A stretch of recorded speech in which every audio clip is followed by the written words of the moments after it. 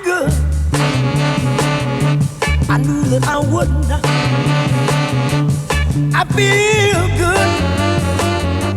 I knew that I wouldn't. So, hey everyone, welcome back to the YouTube channel. Today I'm joined by an awesome guest. I've got Jason Stephenson on the other side of the line. Now, Jason runs a YouTube channel that provides guided meditations. And Jason is the guru that I follow in this respect for my meditation. So every night, Jason, you're the voice that's playing in my ears just before I go to sleep. So I've got huge appreciation for you. I love your guided meditations. I discovered you sometime towards the end of last year. I can't exactly remember when, but I've tried a few different channels, a few different kind of styles of guided meditation, and I think yours is the best out there that I've sampled. And there's loads of other people who agree with me. I think you're close to 250,000 subscribers on YouTube. Yeah, it's getting close. It's getting close. Yeah, so inspiring and empowering a lot of people. We appreciate you for that, Jason.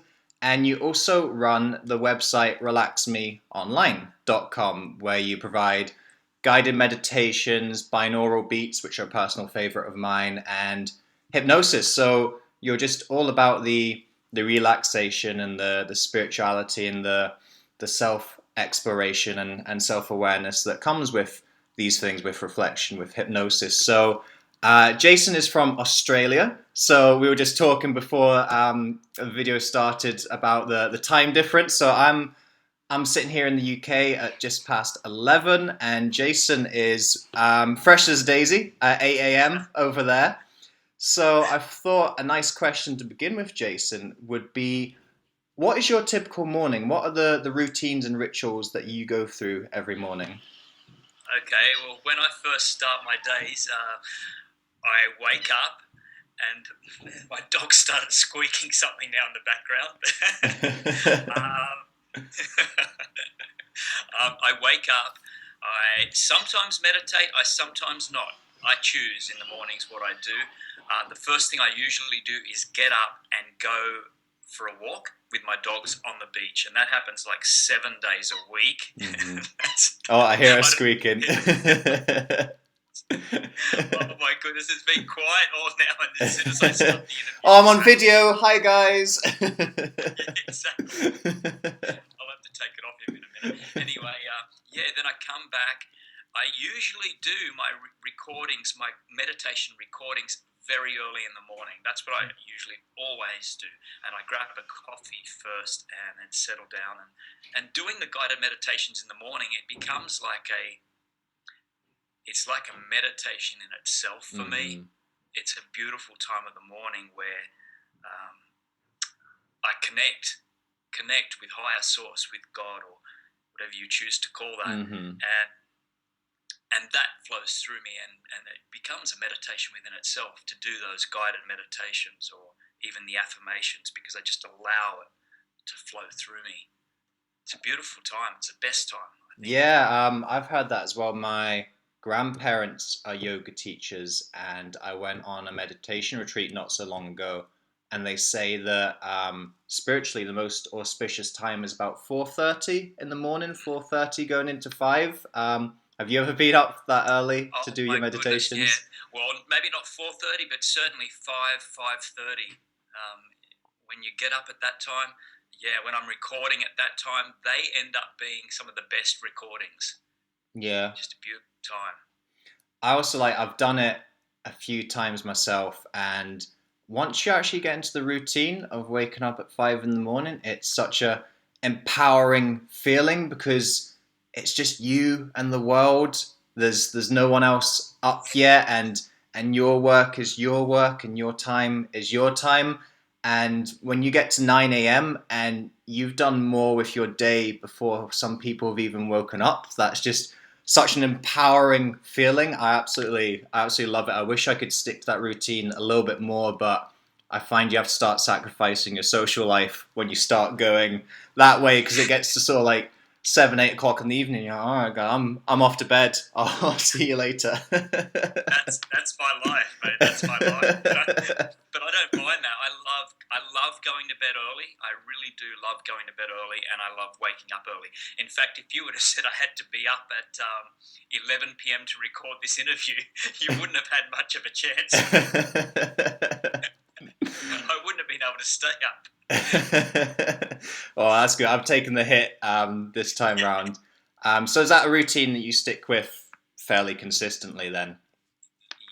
Yeah. Whilst I'm here, that's my routine, and the walking on the beach, is for me. It's in that time. It's also about being present.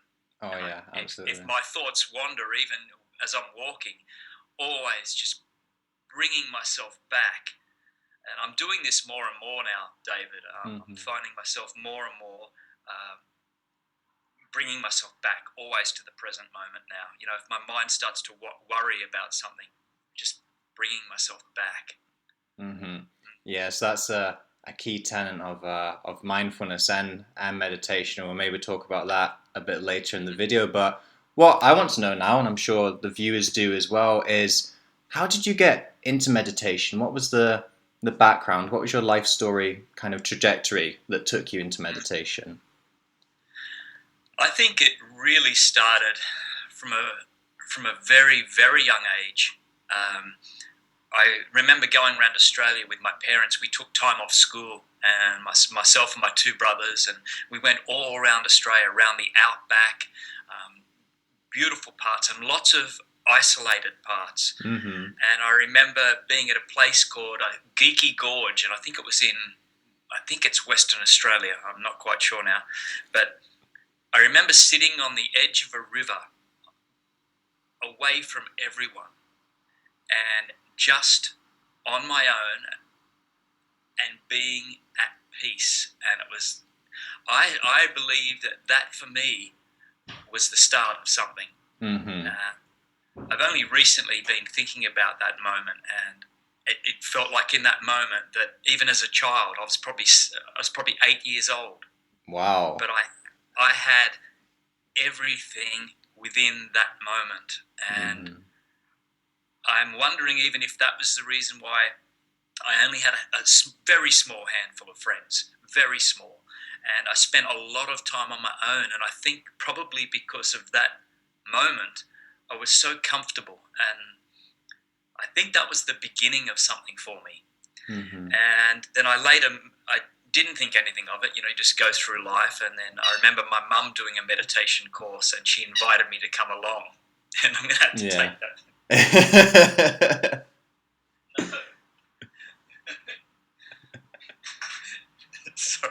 Sorry about that. And my mum invited me to come along to a meditation course, and I went to that, and I think that was the start of doing that course. And then I later delved into meditation even more when I was seeing a counsellor due to anxiety in my 20s, and then she suggested meditation, and from there, that's how I've got into it now. How old were you when you went on that course with your mum? 16. Wow. Yeah. When I was 16, I wasn't doing meditation. Well, in fact, I did for a little bit. I went through a small Buddhist phase when I was 16. But then girls, alcohol, and cars quickly took over again. And then I had to sort of go through that loop, and then I ended up coming back to meditation. But I think it's interesting what you were speaking about as a child when you're 8 years old. I feel that when we're children, I feel that we actually know more about the world than we do as adults. There's this connection, there's this intuitive sense that we have as children that I think we really lose as adults. And I don't know if that's a natural progression of the human condition, or it's the way that society is shaped, and society kind of, beats it out of us or breeds it out of us. But as a child, everything is so much more clear and so much more profound. The experiences you're in, that present moment awareness, like you were describing, comes quite naturally as a child. Whereas when we're adults, we really have to work at that. I've maybe had an experience like you've been describing with meditation and and other kind of spiritual experiences maybe 3-4 times in my adult life, and I've really had to work and practice and stick to routines to kind of get there. How do you feel about that kind of the transition from child to adult? Well, I've got to tell you, just like you, I had my time with alcohol and even drugs, and I went off the rails. Mm-hmm. And I think and I went off the rails later in life. I went off the rails probably in my late 20s, early 30s. I was pretty much a wholesome, good boy right up to my 30s, but then I certainly changed things and made up for it. Yeah. between 30 and 40, I went right off the rails, and I think that I brought myself back, and thank goodness I did. And then I come back into meditation in a heavy way, probably in the last 7 years of my life. Mm-hmm. So yeah. Do you feel that experience of going to a place that you didn't like, a place that was dark, do you feel that strengthens your meditation practice now? Oh, absolutely. Absolutely. Yeah, let me think about this. It really is what pulled me out of that dark place. Mm-hmm. Yeah, I was almost to the point where I wasn't well mentally, emotionally, physically. Mm-hmm. I was a mess, and I remember actually starting with affirmations, back with some affirmations, and I ended up pasting them all around my room and everywhere, and that saved me. I will tell you that, and I ended up screaming them out on the beach on my own, screaming them out morning after morning. And I'll tell you now, I didn't believe them initially. But when I started to really chant them and really get into it, emotionally, I started to connect, and David, it saved me. I can tell you that now. And then I started to connect back with loving who I am and truly loving who I am. And then meditation come into place. And so I ended up coming into a more beautiful place than I've ever been before. Mm-hmm. And wanting to give more. I think that's the point. Yeah. I ended up, giving more through did a children's CD because I didn't want kids to experience what I ended up experiencing. Mm-hmm. I thought, man, I've got to give something here, and that was the turnaround point. Man, that is an incredible account. So raw and emotional and open and vulnerable. I appreciate you sharing that position and sharing that perspective. That's really inspiring. I think to have the power of just going through a repeated process and not giving up, even when you don't have the belief, even when you don't have the hope, and just persevering with something, even though you're in that dark place, is inspiring. Funnily enough, talking about the affirmations, I was watching one of your videos the other day, and it was the coloring sheets that you've got, and they've got the affirmations on them. So what would you say were your favorite affirmations, or something that really kind of spoke to you when you're in that dark place? One of my biggest affirmations was, I am here in vitality. And that gave me an inner strength, and it gave me an outer strength. It was something, I am standing here right now, and it brought me into the present moment. It was probably one of my biggest affirmations. I am here in vitality. So my energy was lifted. I was healthy inside and outside. And that was one of the key ones for me. Mm-hmm. So what was that? Also, I'm here in vitality? Yes. I'm here in vitality. Standing here in vitality. it was my biggest ones, and it made me feel, you know. And initially, I didn't think too much of it. I thought, yeah, right. Yeah, I'm here in Vitality. But over time, especially yelling it down the beach, I was fortunate no one's around. And the more I said it, the more I believed it, and the more I recognized it. And it was a beautiful, beautiful thing. And I am beautiful inside and out. Mm-hmm. That was another one. I've still got that on my bathroom mirror from probably 15 years ago. Wow. And I sort of can't pull it down because it was sort of like glued there. And so anyone that comes into my bathroom now, they probably think, oh my God. And it's on the mirror as well, of all the places for it to be. It is. It's on the mirror. It's on the top of the mirror. So I left it there. And that's another one. And who knows, on a subconscious level, seeing that every single day has possibly even helped me to arrive at where I am now, whether I like it or not, whether I want to pull it down or not. It's been there and it's still there. Well, one of the things I wanted to ask you was, what do you feel is the single biggest change that meditation has made to your life? But I suppose what you've just described, that sounds like it would be it. Yeah, it's definitely, Dave, it's being more and more present in the moment, and this is happening even more and more every day. Mm-hmm. Of course, we're always thinking about different things, but bringing myself back all the time to the present moment allows me to stop feeling, getting feelings of anxiety or worry, unnecessarily worry myself. Mm-hmm. So yeah, I would say that's the biggest gift ever. Yeah. This awareness of being present. Oh, absolutely. I did another few YouTube videos recently I did one on depression and one on anxiety. And depression is quite characterized by a fixation on the past, on negativity in the past. And anxiety is quite characterized by a fear of the future, of things to come.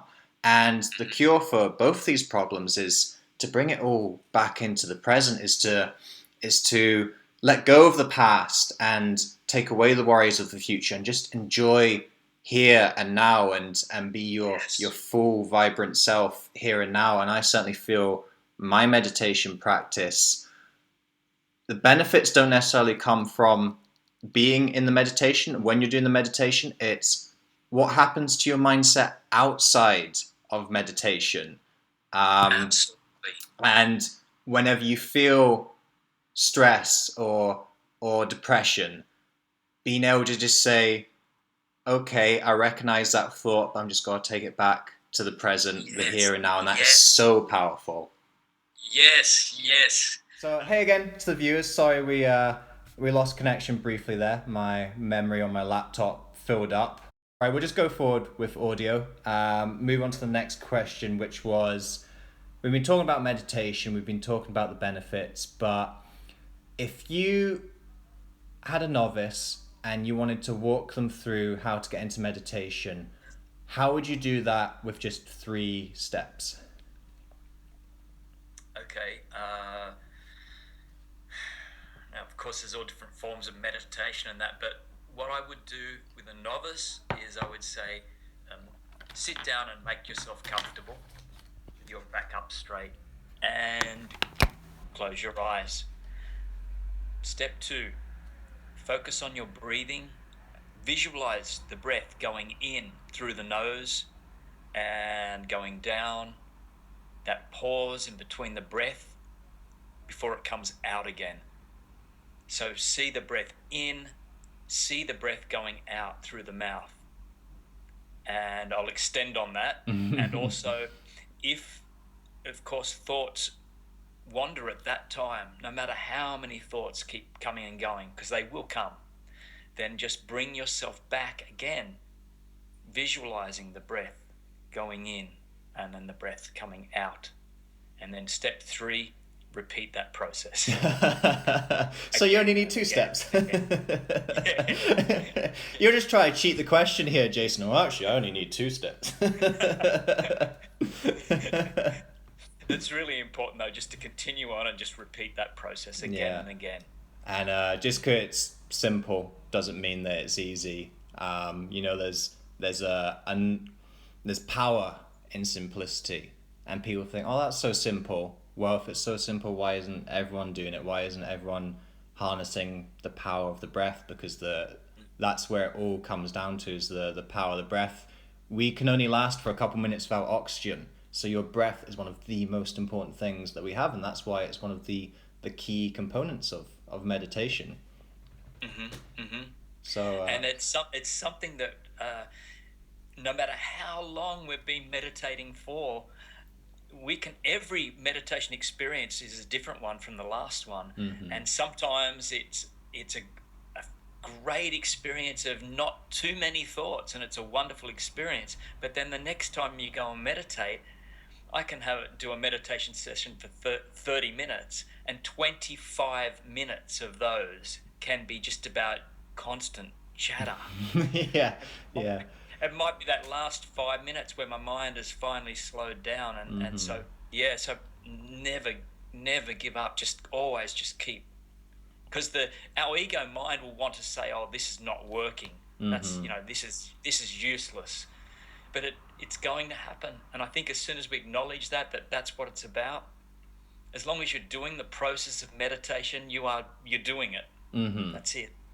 And the way that I kind of conceptualize it is, you're sitting there for half an hour and it takes you 25 minutes to get rid of that chatter. That half an hour you took sitting there has meant that chatter doesn't come at another time when you're trying to engage with your partner, or you're trying to go to sleep, or there's something else that's important in your life, and the chatter comes in and disrupts that. So by having that time, it may not seem like you've done the meditation properly, air quotes, but that's what part of meditation is. It's processing the thought, and sometimes you need that 25 minutes to get to the 5 minutes where you get into your kind of Zen moment of, now I feel like I'm in the meditation. Spot on. It's like we have to go through that to get to that. Yeah, it's all about being in that present moment. Absolutely. So a little earlier on, when we were talking about the steps, you mentioned it depended on the type of meditation that you're doing. So are there different types of meditation that people can do to perhaps achieve different outcomes in their life? Well, the good thing now is we're so blessed now to have so many guided meditations on the web. So if I know I've done ones for helping people with exams, so or anxiety or stress or depression. So number one, there's always guided meditations for virtually anything to turn to.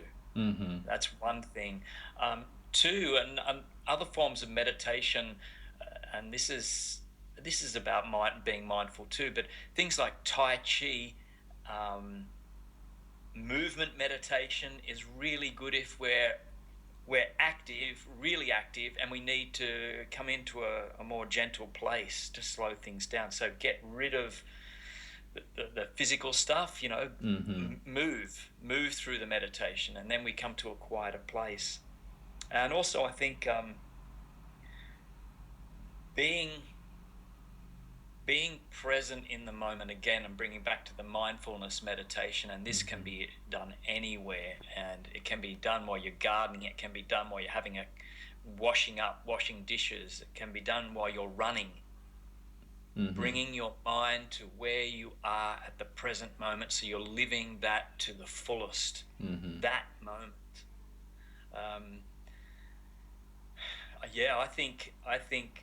I think always, just when you're bringing yourself to the breath, no matter what you're about to do, you're going to do it well, because you're in a. Can I just tell you a quick story? Oh, absolutely, yes.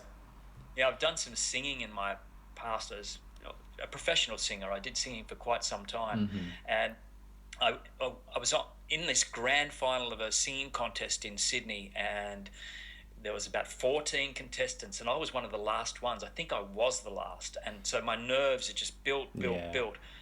And I'll never forget the compere saying, she just said, she put her hands on my shoulders and she just said, just breathe. She said, just bring yourself to now. And I did that because my mind was just racing so much. And so I did that for a minute or two, and then and she said, now you're ready to give. And I walked out on stage, and I'll never forget, once I got on stage, there was no nerves. I was 100% in that moment, and I gave everything with my heart. And I ended up winning that contest. And Awesome. It wasn't through trying, it was just through being.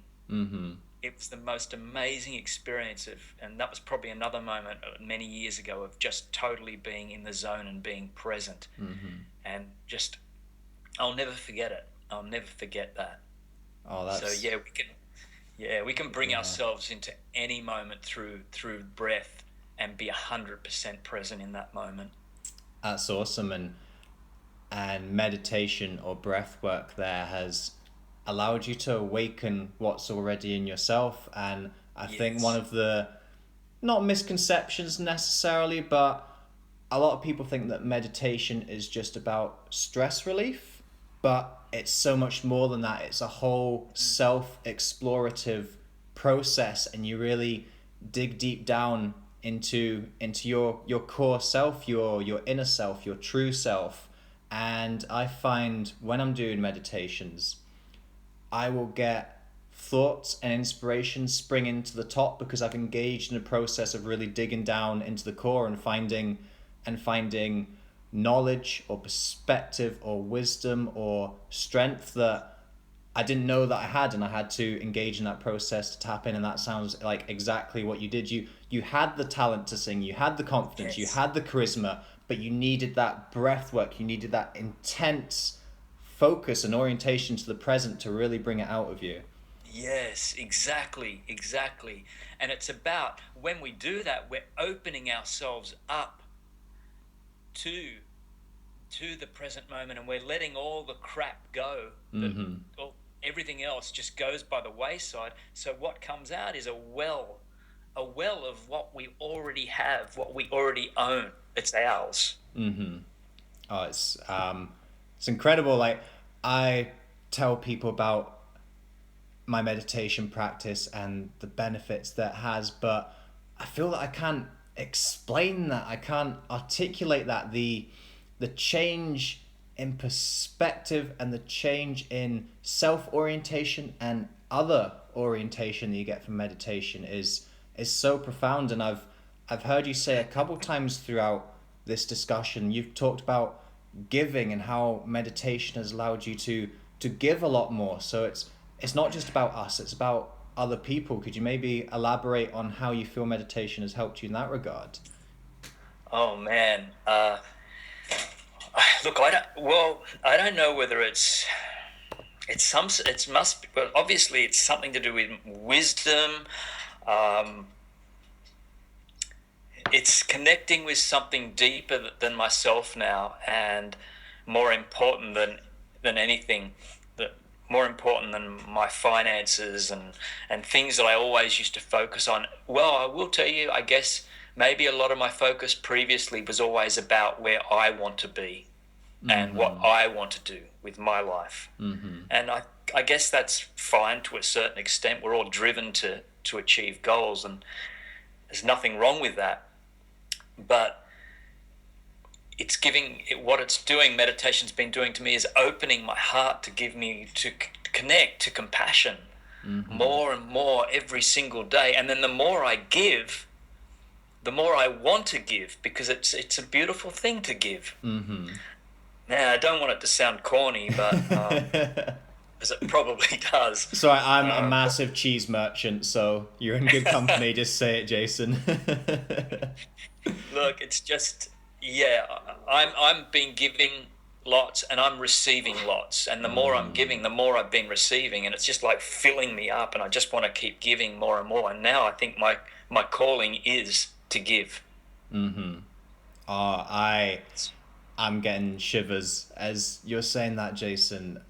That's a shift that I felt in my life, I know for a long time I didn't have a lot of self-love, and I was looking for love outside of me. I was looking for external source of love, that all I wanted to do was just find someone to love me.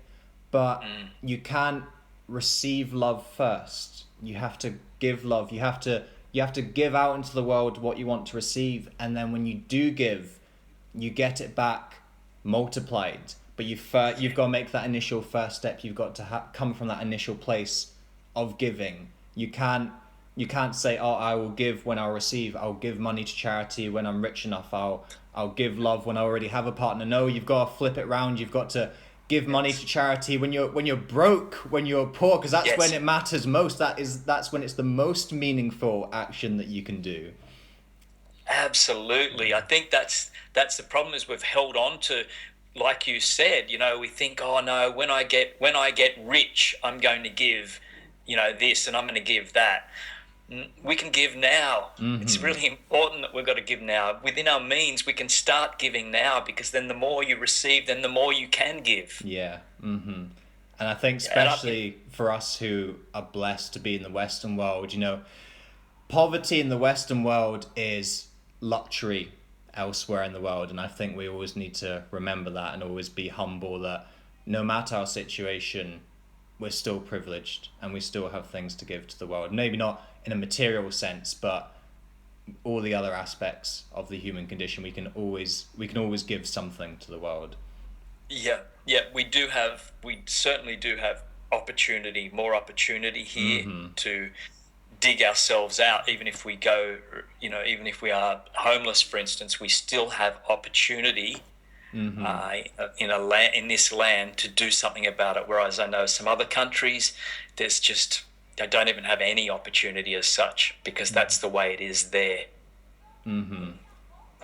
It's sad, absolutely. So we've just got to always remind ourselves and use some affirmations. Like I like to use affirmations on the line of generosity and service, and always remember every day that I wake up, every morning, what am I doing to serve the world? What am I doing to serve other people? And that might just be my partner, that might just be my friend, that might just be someone I meet in the shop that day. But if I'm doing something every day to serve the world and to make it a better place, if everyone has that mentality, if everyone does that practice, then the world will become a better place, because we will foster that service and that compassion and that love. That's a beautiful thing, man, that you think like that, because especially at your age, you're in your 20s or something. Yeah.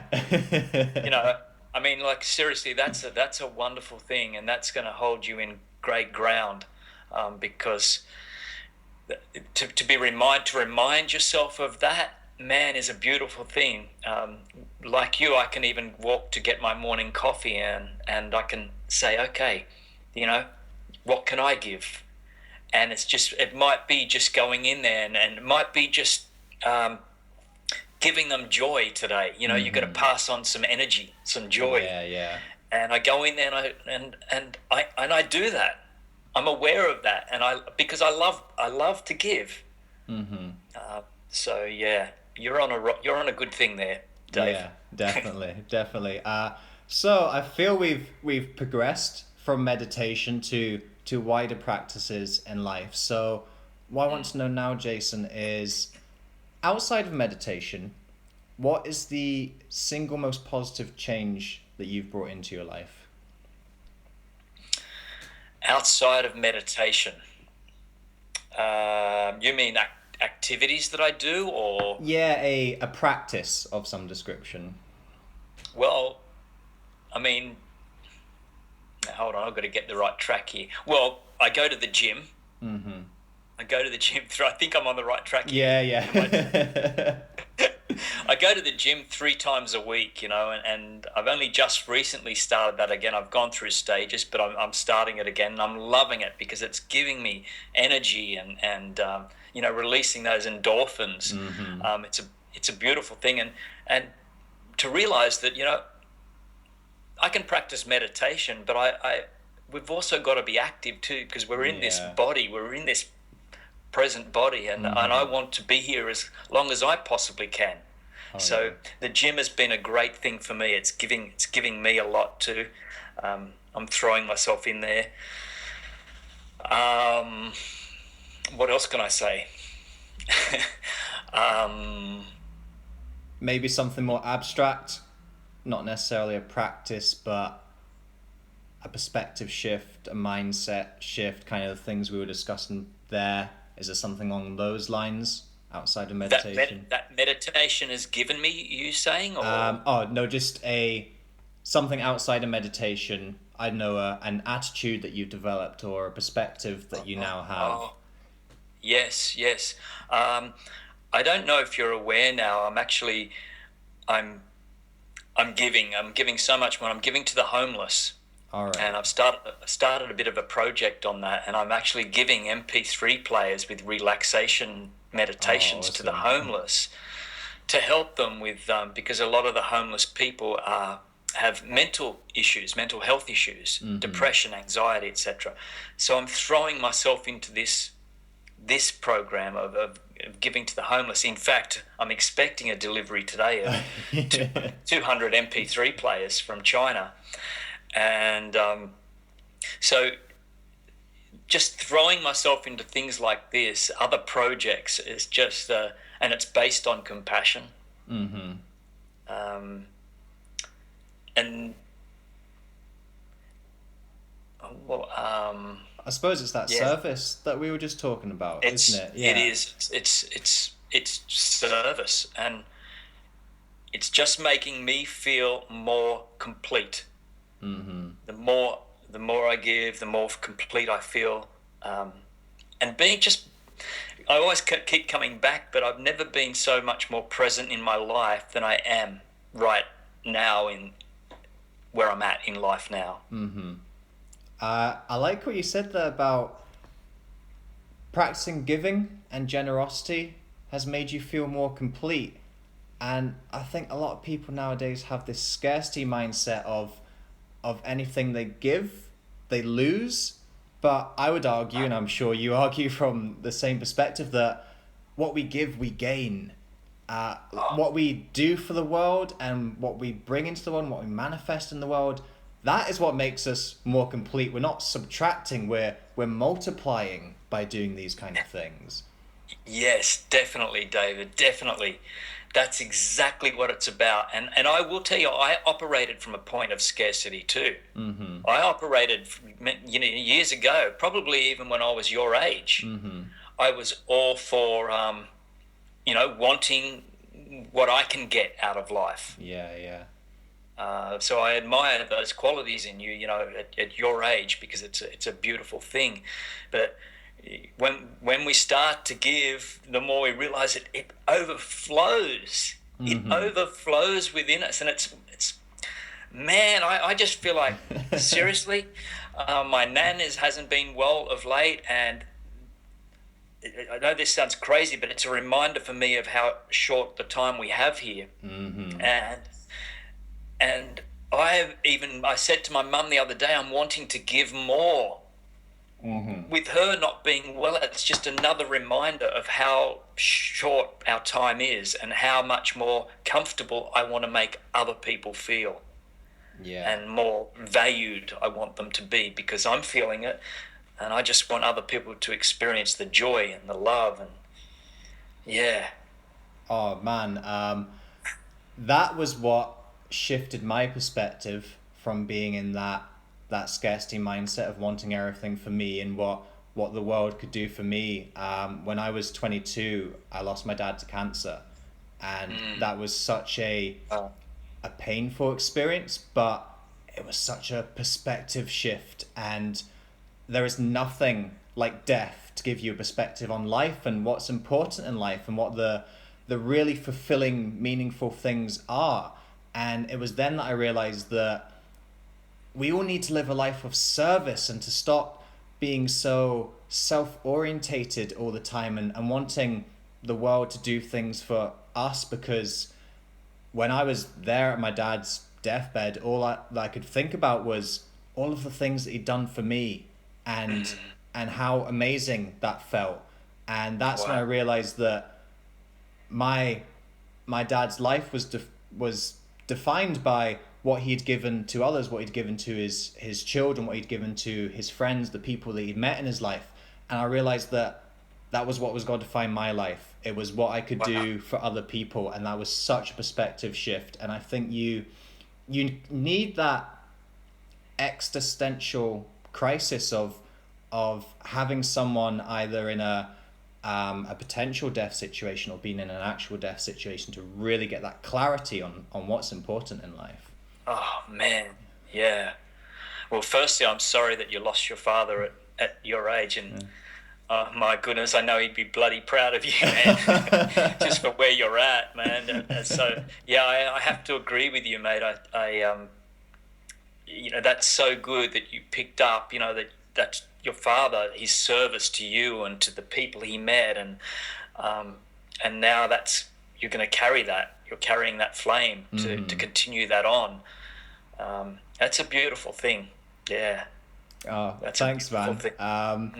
It's funny, like I look at the experience and it was my biggest hardship, but I feel that I couldn't have lived life properly if it hadn't happened. And it's amazing how from those darkest points seems to burst the brightest light. And you were speaking about that earlier with your account, where you were in that dark point, and it was only by being in that darkness that something awoke in you or something happened where you wanted to take your life in the complete opposite direction and really elevate your being and your life to a whole other level. And I find that fascinating, that not just with me and not just with you, but I see so many stories like that where success only seems to come through hardship. Hardship seems to almost be a prerequisite for success, however it is you define success, whether it's success in a relationship, success in business, success in philanthropy, whatever it is.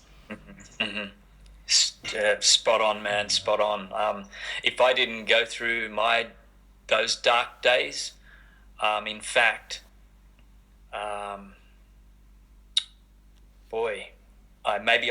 I don't know, maybe I wouldn't even be here now. Those dark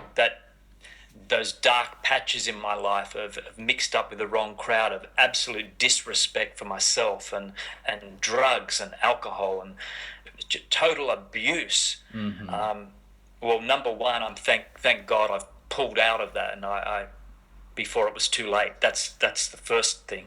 And number two, it's given me a place of connection where I have so much more empathy and understanding for others who are going through dark places, and to know that they can pull through. We can pull through. It's hard work. It's not easy, but we can. And there's many before us that have done the same thing, and there'll be many after us that will do the same thing. And some worse than others, but it's all tough. It's tough work, but we can do it. Absolutely. We've got to keep grafting, keep that flame, keep that hope, keep that belief, whatever it is, that deep inner strength, that deep inner self. And meditation is one of the ways that we can find that deep inner self and find that inner strength. So I'm mindful of our time, Jason. I'm mindful of my time. getting close to my bedtime. So we've covered so many cool things. I just want to sit here and chat and have some green tea and talk about life and death and wisdom and philosophy. I imagine we'd have an awesome chat, man. But let's round things off. We'll have to do it sometime. Yeah. Just go on some Google Hangout or something. Absolutely. Yeah. So I'm going to round off with a few quick fire questions. The first of which is, what do you think are the 3 most important qualities that someone should cultivate within themselves? I think compassion and empathy, trust, because we seem to lose so much trust, but we need to keep that trust for ourselves and for other people. And honesty.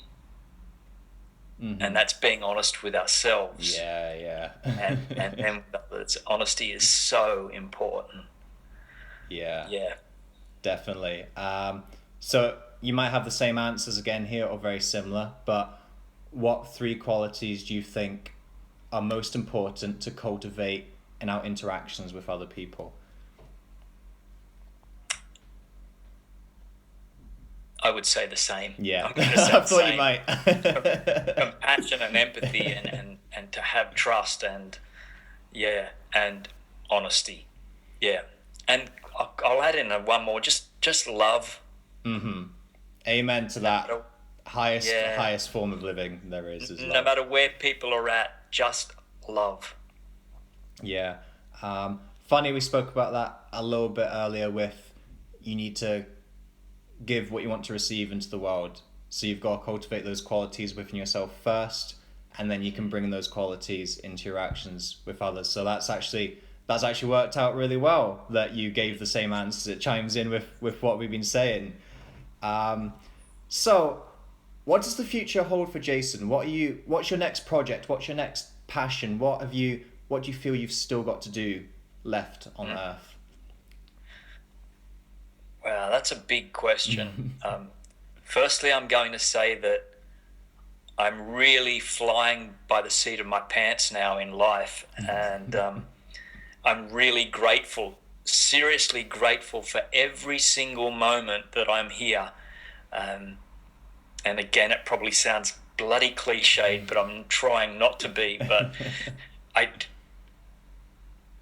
gratitude is a huge thing for me. So I'm grateful for one day at a time, and I have no idea what the future holds, but I do know it comes back to giving. I possibly will one day start at my own charity, because at the moment it gets sort of a bit messy with combining charity with my own business. It's a bit messy, but anyway, that's possibly down the track. See what happens, but to give more, to be of service more. I'm creating a community I've got a new community, a meditation masters. Yeah, I saw that on your website. A community basically, and I want to give more to that, and I want people to get value from learning meditation and to experience the joy of what meditation can give them. So that's really important to me. So maybe one day I do speaking engagements, and I sing as well. That was always a dream of mine, was to open a speaking engagement with a song that's connected to what I'm speaking about. Who knows? You could have an awesome cabaret performance there. You could have some meditation and then burst into song, and then just sit down with some tea and just talk about life and the world and things. Hey, I'm giving you business ideas here. But yeah, that'd be awesome. Just using, we were all born with certain talents, certain things that we can give to the world, and the more of these that we can express, and the more of these gifts that we can give to others, that's what makes life fulfilling, and that's what leaves our legacy and our mark on the world. Whatever it is we're born to do, it's using those innate skills. Yeah. And David, the thing is, I don't know about over there, but in Australia have you heard of the tall poppy syndrome? No? Well, it's basically about, and this is in Australia, and it's very much happening, and it's where when some person begins to get bigger and more successful and everything, people need to cut them down because to bring them back, because it's not good that you leave us. Leave the rest of the people. So people tend to not shine their light so bright because in fear of being pulled back down and saying, it's ego-based, get back down here with where you belong. And I just want to leave this and just say to everyone that shine your light, shine your light so much. You're lighting up the path for others behind you. You're leaving a trail of others behind you, and just give, and wherever that takes you, go with that. Oh yeah. We don't have a name for that specifically, but we have the same mentality over here. Just this fear of success and this win-lose mentality of, if someone else is winning, that means that I'm losing. No, it's win-win. Someone else's success should inspire you and motivate you and energize you. And as Marianne Williamson said, the beautiful quote, as you paraphrase there, is as we let our light shine, we unconsciously let others do the same. And that's just so true. It's whatever you can do for the world, whatever light you can shine out, you're going to help other people's light shine. Absolutely. Oh, that's a wonderful point to close on. Really powerful, profound stuff there. I love it. So just before we leave, Jason, where can people find you on social media if they're interested in your work and want to find out more? They can look up, just for YouTube, you just look up my name, Jason Stephenson, with a PH, and you'll see my meditations there. Also on Facebook, you can look up Jason Stephenson Meditation, and you'll see me there. And Twitter is the little @ symbol, Ask Jason Now. Awesome. And your website is relaxmeonline.com. Yeah, Relax Me Online. But if you want to learn meditation, it's meditationmasters.tv. Awesome. Okay, so that's plenty of stuff for the viewers to digest. Jason, I want to show appreciation and love to you for joining me on this call, and I don't know about anyone else listening, but I've really enjoyed this. I've gone so much from it, just being in your energy and your vibe and seeing your perspective on the world has been incredible. So I want to thank you and honor you for that. And to the viewers who are watching, I want you to remember, as we've been talking about in this discussion, to love inwardly and shine outwardly. Be speaking to you soon. Perfect. It's been a pleasure, mate, an absolute pleasure.